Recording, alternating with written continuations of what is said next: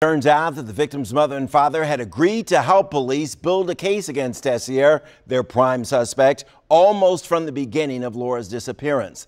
The plan called for the parents to appear in a joint press conference with Tessier.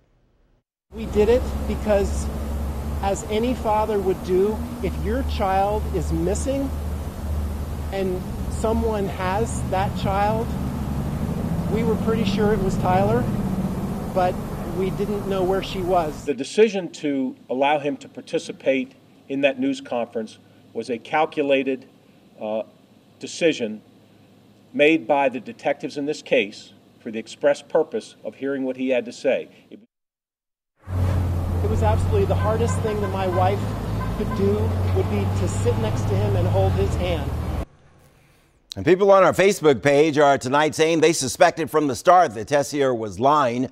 Fake tears, one woman said. He was trying hard to make himself cry. Another woman said she noticed how he never said anything personal about their relationship. And when Tessier said they could work on trouble they might be having, Pam said that was her clue that he was to blame.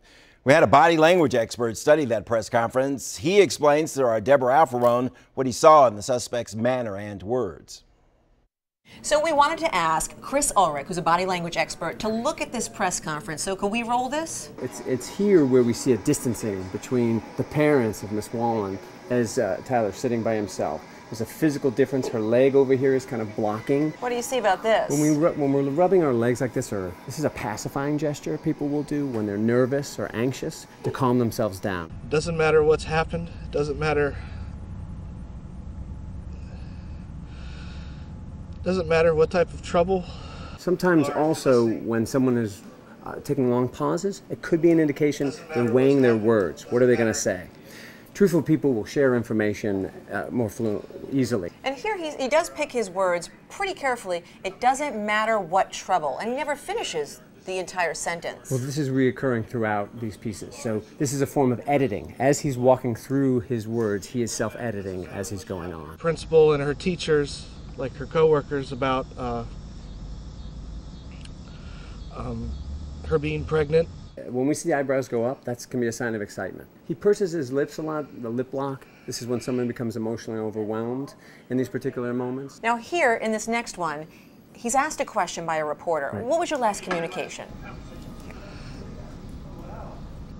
I don't know where she is, that's all. I don't know. So it's very interesting. All he was asked about was his last communication. So that last communication could have been maybe an altercation. So there's that long pause. On top of it, he's giving us other information and answering parts of a question he hasn't even been asked. Rather than just share his last conversation, he's giving us a slew of other information.